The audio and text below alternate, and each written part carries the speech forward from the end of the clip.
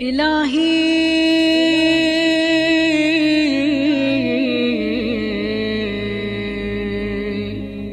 ما أنا بأول من عصاك فتبت علي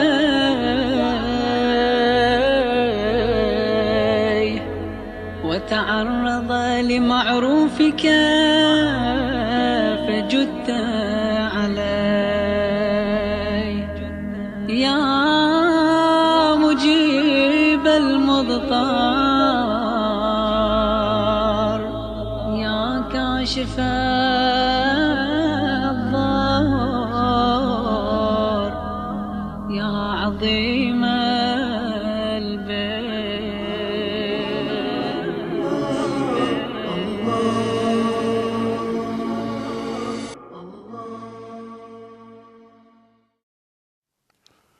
أعوذ بالله السميع العليم من الشيطان اللعين الرجيم. بسم الله الرحمن الرحيم.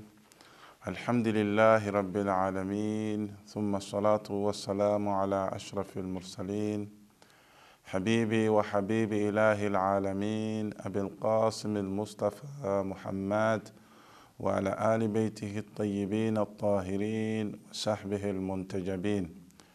Mes chers frères et sœurs, assalamu alaikum wa rahmatullahi ta'ala wa barakatuh. Nous sommes dans le cadre de l'enseignement du dogme islamique. Nous étions arrivés, si les téléspectateurs nous suivent réellement, nous étions arrivés réellement sur l'imamat et nous avons essayé de définir l'imamat et essayer de donner aussi la nécessité de l'imamat dans la communauté musulmane, et aussi nous avons essayé de vous donner les termes techniques, la signification vraie, réellement dans le cadre de la religion musulmane en ce qui concerne l'imama. Et nous avons essayé de donner l'importance et aussi effectivement les profits que nous pouvons avoir si nous avons aussi un imam dans la communauté musulmane. Personne ne peut effectivement nier que l'imam, son existence, sa présence dans la communauté musulmane est nécessaire, et c'est ce que vous allez trouver dans l'histoire, qu'il n'y a pas été l'effusion du sang qui a été fait pour la cause d'une chose ou d'un thème ou d'une situation. Ça serait peut-être seulement que dans le cadre de la succession du prophète Mohammed sallallahu alayhi wa sallam. Il y a eu plus d'effusion compte tenu réellement de son importance. Les gens se sont entretués pour cela. Et effectivement, nous avons essayé de parler aussi concernant cette nomination. Nous avons dit que la nomination dans le cadre de l'imama, c'est d'abord basé sur des facteurs. Le premier facteur, c'est que l'imam, il est nommé par Allah subhanahu wa ta'ala par l'intermédiaire du prophète Mohammed sallallahu alayhi wa sallam ou un autre imam qui a été nommé par le prophète. Et effectivement, dans ce cadre-là, nous avons parlé aussi. Il est aussi le successeur légitime du prophète Mohammed sallallahu alayhi wa sallam. Il a aussi les mêmes fonctions que le prophète Mohammed sallallahu alayhi wa sallam. Donc en réalité, l'imam, il n'est pas prophète, mais seulement qu'il a les mêmes fonctions que le prophète dans la communauté bien donnée. Nous avons essayé aussi de signifier, si vous nous avez suivis réellement, nous avons essayé de signifier que l'imam ou les successeurs ou khalifa, ce sont des termes vraiment qui donnent peut-être dans le verbe ou dans la littérature, il y a une petite différence, une nuance à ce qui concerne le sens de ces termes. Mais en réalité, lorsque nous voulons regarder de l'autre côté, avec les fonctions de l'imam, des wasi, des khalifs, et effectivement, ce seraient les mêmes fonctions. Il s'agit là de la succession légitime du prophète Mohammed sallallahu alayhi wa sallam.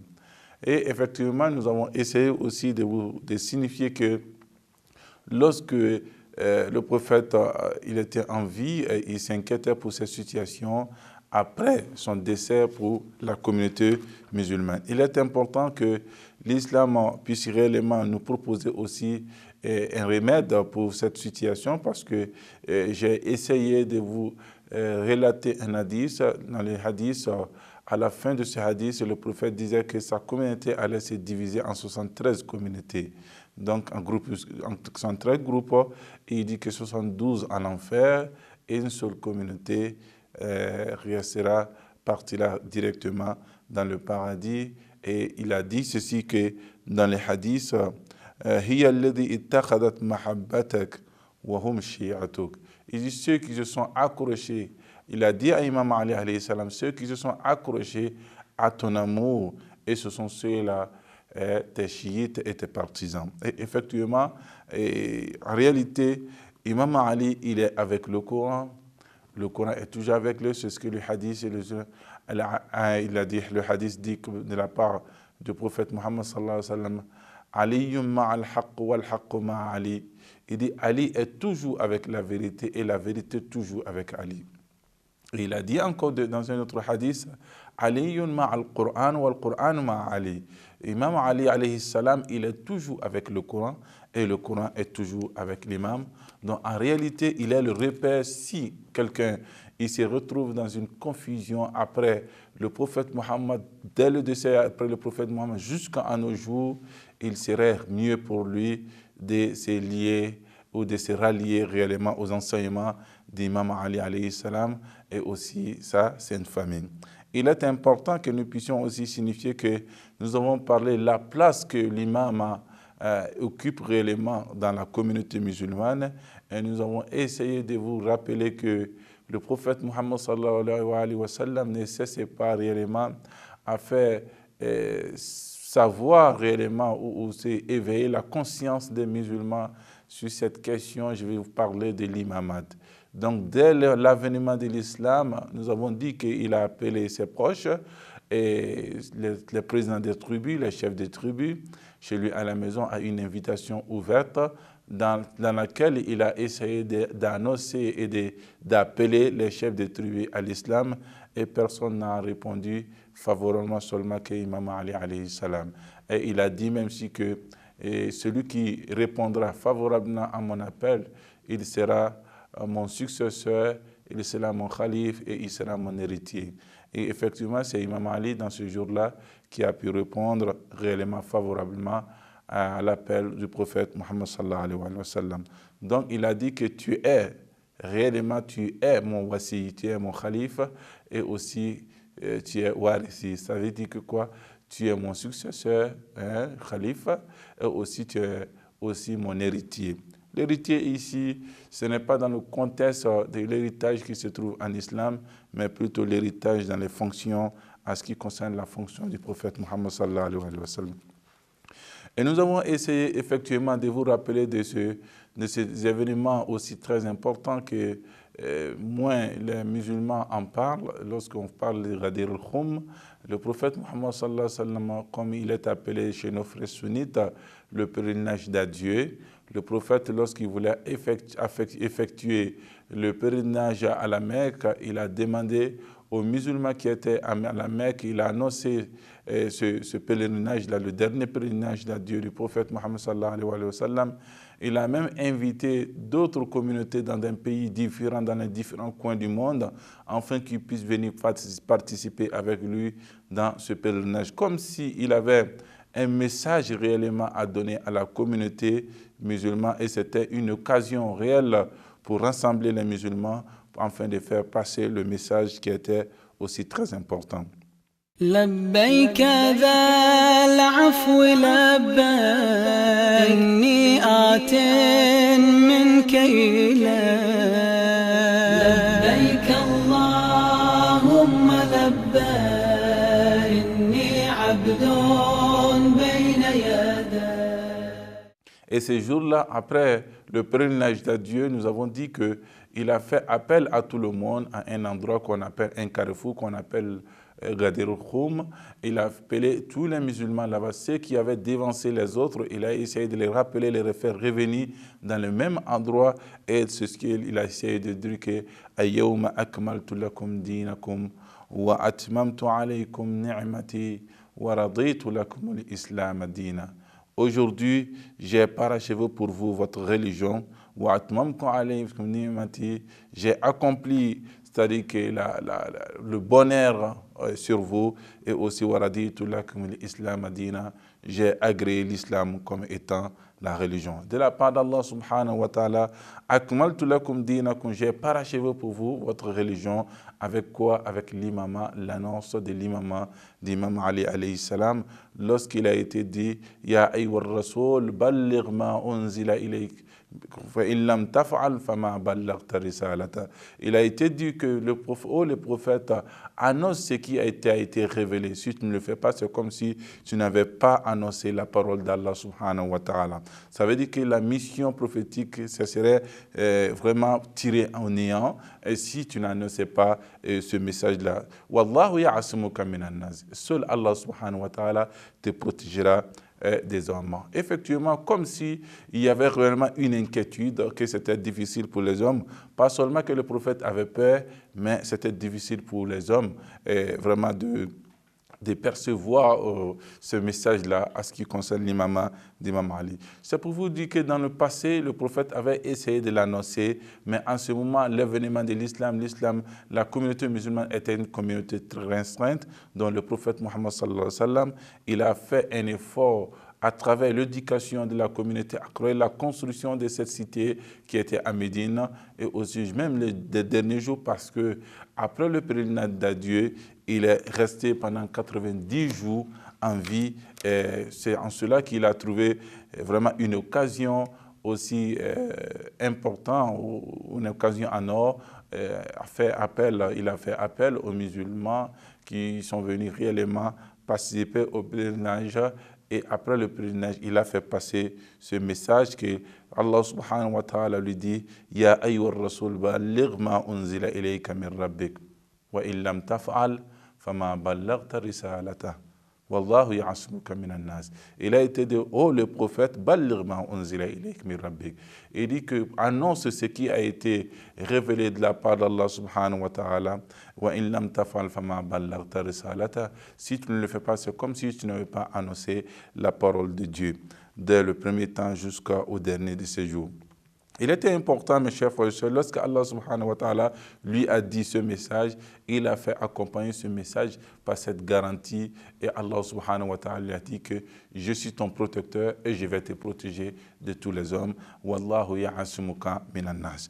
Et ce qui s'est passé réellement était important, mes chers frères et sœurs, concernant l'imamat, aussi que les musulmans doivent réellement s'intéresser à cette question. Il y en a d'autres qui disent que non, ce qui s'est passé entre les disciples, ce n'était qu'un conflit, que nous ne devons pas en parler et faire aussi de revivre ces conflits-là. Oui, effectivement, lorsque le conflit est tout à fait individuel, nous pouvons réellement passer là-dessus, mais si le conflit et la divergence a une relation vraiment dans la religion musulmane, il a une relation avec la religion musulmane, mes chers frères et sœurs, il est important que nous puissions l'exposer, que d'autres savants ont pu faire, que ce soit savants sunnites, que ce soit savants chiites, ont essayé aujourd'hui de mettre l'histoire de l'islam en place. Vous pouvez trouver Tariq Tabari et aussi Sirat ibn Hisham. Ils ont essayé de mettre l'islam en place et parler réellement la divergence qui existait entre les disciples, et cette divergence, lorsqu'elle est portée sur l'idéologie, sur le credo, sur le dogme, la croyance de l'islam, il est important, mes chers frères, que nous en parlons pour que ces conflits dans l'idéologie ne soient pas éternels, que les gens puissent que ces conflits-là puissent tirer les gens vers la perversité, que le Seigneur nous en garde. Et effectivement, vous pouvez voir que je vous ai rappelé de ce hadith que le prophète Mohammed sallallahu alayhi wa sallam a dit Man mata wa lam ya'rif imam zamani mata maytatan jahila. Celui qui meurt sans pourtant connaître l'imam de son temps, qu'il meurt étant bien un mécréant, un idolâtre. Donc, mes chers frères et sœurs, il est important que nous puissions effectivement connaître notre imam, l'imam de notre temps. Il est important, mes chers frères et sœurs, pour que nous puissions réellement connaître. Malheureusement, il y a beaucoup de gens qui ne s'intéressent pas à cet élément-là, alors que notre foi vraiment réellement, c'est le fait de s'engager dans ce sens-là peut réellement garantir notre foi, et c'est notre foi qui est en jeu pour que nous puissions réellement mieux connaître l'imam de notre temps et pour que notre foi soit validée. Si nous refusons de chercher à connaître l'imam de notre temps, si nous mourrons dans ce sens-là, nous serons comme des morts, des gens qui sont morts dans l'idolâtrie, dans l'ignorance, etc. Et c'est ce que le hadith nous dit comme étant bien avant l'avènement de l'islam, ceux qui adoraient les fétiches et les idoles, effectivement, on sera comme eux, parce que le fondement de cette religion d'abord, c'est de reconnaître d'abord l'imam de ton temps qui va te guider vers Allah subhanahu wa ta'ala. Il est important, mes chers frères, que nous vous rappelons d'un hadith de la part de, ça a été retiré de Kitab Kafi, c'est-à-dire le Kafi, et le Zurara a dit que il a essayé de rapporter de Imam Ja'far, Imam Baqir, il a essayé de rapporter ce hadith de ces deux personnes. Il a dit que Buniya al-Islam ala khamsati ashya'in ala salat wa zakat wal hajj wa sawm wal wilaya. Il dit l'islam s'est fondé sur 5 choses. La première des choses d'abord, c'est la prière, la zakat, le pèlerinage à la Mecque, le jeûne du mois de Ramadan, wal wilaya, c'est-à-dire que l'autorité suprême religieuse. Réellement, قال زرارة فقلت وأي شيء من ذلك أفضل فقال الولاية. Il dit parmi toutes ces choses que vous avez citées, cher imam, qu'est-ce qui est mieux que les autres? Il a dit que afdal ma faqala al-wilaya, le meilleur d'entre eux, c'est ce que nous avons cité là, le meilleur d'entre eux n'est seulement que l'autorité suprême divine et l'association du prophète Mohammed sallallahu alayhi wa sallam, qui appartenait bien sûr à la famille du prophète Mohammed sallallahu alayhi wa sallam. لأنها مفتاحهن, c'est-à-dire qu'il dit que al-wilaya, l'autorité suprême de Ahlul Bayt, est la clé de tout ce que nous avons cité, les clés de la prière, la clé de la zakat, la clé du hajj et as-sawm. C'est-à-dire que tout cela, c'est la clé qui est al-wilaya, l'autorité suprême de Ahlul Bayt.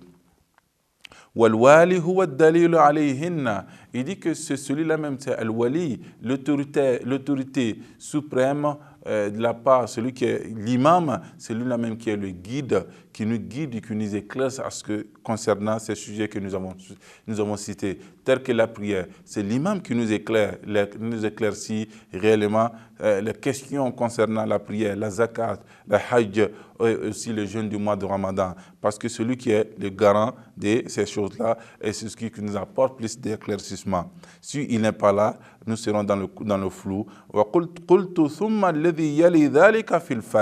Il dit après cela, qu'est-ce qui peut venir comme étant en deuxième position? Il a dit as-salah. Il dit que c'est la prière qui vient en deuxième position comme étant meilleure.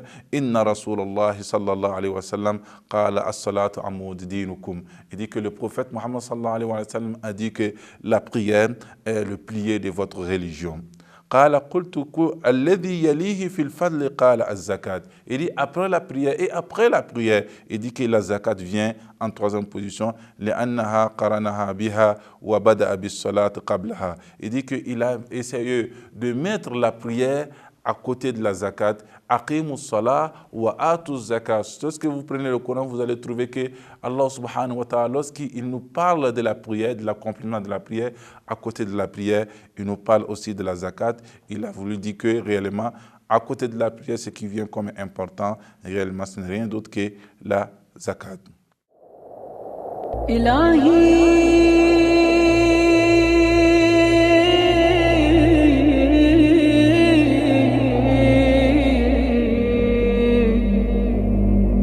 كان الندم على الذنب توبا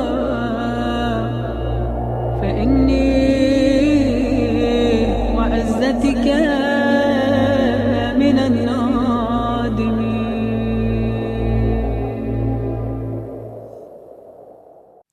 وقال رسول الله صلى الله عليه وسلم الزكاة تذهب الذنوب. Il dit que l'aumône obligatoire aspire les péchés. قلت والذي يليه في الفضل. Il dit après cela, qu'est-ce qui vient alors? Il a dit قال الحج, c'est-à-dire le pèlerinage à la Mecque, si vous avez réellement les moyens. Voilà ce que nous avons essayé de dire, c'est que nous devons retenir, mes chers frères et sœurs, que toute la prière, le jeûne du mois de Ramadan, et nous avons parlé aussi de la zakat, al-hajj, etc.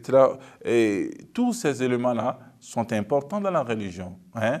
Tous ces sujets sont importants dans la religion, mais le meilleur de ces sujets, ce n'est rien d'autre que l'autorité suprême des Ahlul Bayt. C'est parce que l'autorité, c'est celui-là même qui nous guide, qui nous éclaircit le chemin à pouvoir mieux accomplir la prière, mieux accomplir le hajj, la zakat, mieux s'acquitter de la zakat et aussi le pèlerinage à la Mecque. Cela est très important. Et ceci hadith a été rapporté de Zurara, qui était un homme aussi fiable et aussi juste en ce qui concerne le fait de rapporter les hadiths. Et aussi l'imam, il a aussi continué, il a dit que فَأَخَذَ النَّاسُ بِأَرْبَعٍ وَتَرَكُوا هَذِهِ. Il dit les gens se sont cramponnés, s'accrochés seulement à ces cadres-là. C'est-à-dire, je vais parler de la prière, la zakat, ou al-hajj, ou al-sawm. C'est-à-dire la prière, la zakat, le pèlerinage à la Mecque, ou aussi le jeûne du mois. Les gens se sont accrochés à ces cadres-là et oublié l'essentiel, tawataraku hadihi. Et ce qui était plus important, ils ont essayé de les négliger, de l'abandonner. Ce n'est rien d'autre que l'autorité suprême des Ahlul Bayt que le prophète Mohammed sallallahu alayhi wa sallam lui-même nous a garanti et effectivement que nous devons toujours réellement nous rappeler effectivement dans ce sens-là. Et il est important qu'on puisse parler réellement, il y a des gens concernant l'imamat. L'imamat fait partie réellement du fondement de la croyance religieuse ou fait partie de la ramification ou les détails de la religion. Et nous allons essayer de dire que lorsque vous essayez de voir l'imamat, compte tenu de l'évolution, après le décès du prophète Mohammed sallallahu alayhi wa sallam, vous allez trouver que le prophète lui-même, il a donné une importance capitale à la religion, à cet imamat-là, à cette autorité suprême des Ahlul Bayt. Dès l'avènement de l'islam, il a conditionné l'acceptation de la religion par cette autorité-là. Il a dit que celui qui accepte la religion de moi, et ce livre-là, vous pouvez trouver cette phrase-là dans l'histoire de Tabari, vous pouvez trouver cette phrase. Il a dit, celui qui accepte la religion, qui répond favorablement à mon appel, et effectivement, il sera mon khalifa, et il sera aussi mon successeur légitime, il sera mon héritier. Donc, il a comme s'il a donné mettre une liaison entre, parce que lorsqu'on parle de Ad-Da'wa, l'appel à la Mecque, ce n'était rien d'autre qui était fondé seulement que sur l'existence de Dieu, la prophétie du prophète. Je vais parler de la croyance des bases de la religion. Donc ici, lorsqu'il parle de la croyance des bases de la religion, comme salaire pour celui qui a pu accepter cela, il serait mon héritier, mon khalifa et mon wali après moi. C'est très important. Il a donné une relation entre l'autorité suprême après le prophète Mohammed sallallahu alayhi wa sallam et aussi la croyance des bases, l'acceptation d'abord de la prophétie et de l'islam. Donc, est important, mes chers frères et sœurs, ça c'est le premier point. Concernant pour dire qu'il fait partie, l'imamat fait partie réellement du fondement de la religion ou la ramification. C'est compte tenu, pour pouvoir classifier le fondement de la religion et la ramification, c'est compte tenu d'abord de l'importance. L'importance liée à notre foi, l'importance aussi liée à l'événement ou la gestion des affaires des musulmans. Donc ça, c'était le premier cas. Le deuxième cas, je vous ai dit tantôt que lorsque vous regardez effectivement dans ce sens, pour dire que ceux qui ont essayé, après le prophète Mohammed, il n'y a pas eu de fusion du sang pour une cause que l'imamat, la succession du prophète Mohammed sallallahu alayhi wa sallam. Donc pourquoi les musulmans se sont accrochés à cet élément-là pour qu'ils puissent avoir plus de fusion du sang, de l'extermination, etc., etc. Il y a des musulmans qui se sont exterminés pour cette question-là. Vous voyez, après le prophète, jusqu'à nos jours, il y a cette divergence-là. Donc pourquoi alors c'est lié à notre croyance, c'est lié à la prophétie, c'est lié au fondement de la religion. Donc réellement, ne fait pas partie l'imamat de la ramification de la religion, mais plutôt elle fait partie du fondement de la religion. Donc effectivement, lorsque vous essayez de regarder tous ces éléments que nous avons essayé de donner, l'imamat ne peut pas faire partie réellement de la ramification de la religion. Fait partie pour nous, étant bien des chiites, comme faisant partie du fondement de la religion. Lorsque nous avons ces éléments, il est important que nous puissions voir le cas de l'imam, celui qui sera successeur du prophète Mohammed sallallahu alayhi wa sallam. Nous avons dit que le prophète, il est important qu'il soit infaillible. Infaillible dans le fait dans la réception du message de la part d'Allah subhanahu wa ta'ala, infaillible dans la diffusion et aussi infaillible dans les pratiques, infaillible avant le message, avant sa mission prophétique et infaillible après la mission prophétique. Donc nous avons été clairs sur cette question que le prophète, il est resté infaillible. Réellement, celui qui doit les succéder doit aussi avoir les mêmes qualités que le prophète Mohammed sallallahu alayhi wa sallam dans la succession. Et je vais parler dans ce sens-là lorsque nous avons parlé de l'imam. La succession est très importante ici, que nous puissions parler de ces éléments. Et l'imam doit être d'abord un imam infaillible. Donc nous allons avoir, Inch'Allah, le temps de vous parler de l'isma, l'infaillibilité de l'imam. Il s'agit de quoi? Est-ce que c'est l'infaillibilité, c'est tout à fait robotisé ou de façon, je vais parler de mettre en congé la volonté et aussi le choix d'arbitre de l'imam? En réalité, nous allons essayer de répondre en cela, et aussi les conditions et aussi et les attributs et les caractéristiques de l'imamat. Et nous allons essayer de parler de cela, Inch'Allah, dans l'émission prochaine. Et mes chers frères et sœurs, je vous dis réellement Assalamu alaikum wa rahmatullahi ta'ala wa barakatuh.